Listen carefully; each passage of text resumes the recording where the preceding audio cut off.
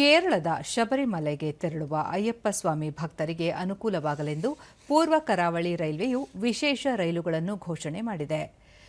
ಶ್ರೀಕಾಕುಳಂ ರೋಡ್ನಿಂದ ಕೊಲ್ಲಂ ಹಾಗೂ ವಿಶಾಖಪಟ್ಟಣಂನಿಂದ ಕೊಲ್ಲಂಗೆ ವಿಶೇಷ ರೈಲುಗಳು ಸಂಚರಿಸಲಿವೆ. ಶ್ರೀಕಾಕುಳಂ ರೋಡ್ನಿಂದ ಕೊಲ್ಲಂಗೆ ಡಿಸೆಂಬರ್ 1ರ ಭಾನುವಾರದಿಂದ ಜನವರಿ 26ರವರೆಗೆ ವಿಶೇಷ ರೈಲುಗಳು ಸಂಚರಿಸಲಿವೆ. ಬೆಳಗ್ಗೆ 6 ಗಂಟೆಗೆ ಶ್ರೀಕಾಕುಳಂ ರೋಡ್ನಿಂದ ಹೊರಡುವ ರೈಲು ಮರುದಿನ ಮಧ್ಯಾಹ್ನ 2:30ಕ್ಕೆ ಕೊಲ್ಲಂ ತಲುಪಲಿದೆ. ಅದೇ ವೇಳೆ ಡಿಸೆಂಬರ್ 2ರಿಂದ ಜನವರಿ 27ರವರೆಗೂ ಕೊಲ್ಲಂನಿಂದ ವಿಶಾಖಪಟ್ಟಣಂ ಹಾಗೂ ಶ್ರೀಕಾಕುಳಂ ರೋಡ್ಗೆ ವಿಶೇಷ ರೈಲು ಸಂಚರಿಸಲಿದೆ. ಕೊಲ್ಲಂನಲ್ಲಿ ಸಂಜೆ 4:30ಕ್ಕೆ ಹೊರಡಲಿರುವ ರೈಲು ರಾತ್ರಿ 10:40ಕ್ಕೆ ದುವಡ ಹಾಗೂ ಮರುದಿನ ಮಧ್ಯಾಹ್ನ 2:30ಕ್ಕೆ ಶ್ರೀಕಾಕುಳಂ ತಲುಪಲಿದೆ.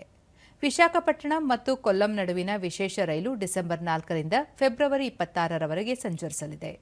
ವಿಶಾಖಪಟ್ಟಣಂನಿಂದ ಬೆಳಗ್ಗೆ 8:20ಕ್ಕೆ ಹೊರಡಲಿರುವ ರೈಲು ಮಾರನೇ ದಿನ ಮಧ್ಯಾಹ್ನ ರಾತ್ರಿ 12:55ಕ್ಕೆ ಕೊಲ್ಲಂ ತಲುಪಲಿದೆ. ಅದೇ ರೀತಿ ಗುರುವಾರ ಡಿಸೆಂಬರ್ 5ರಿಂದ ಫೆಬ್ರವರಿ 27ರವರೆಗೆ ವಿಶಾಖಪಟ್ಟಣಂಗೆ ವಿಶೇಷ ರೈಲು ಸಂಚರಿಸಲಿದೆ. ರಾತ್ರಿ 7:35ಕ್ಕೆ ಕೊಲ್ಲಂನಿಂದ ಹೊರಟು ಮರುದಿನ 11:20ಕ್ಕೆ ವಿಶೇಷ ರೈಲು ವಿಶಾಖಪಟ್ಟಣಂ ತಲುಪಲಿದೆ.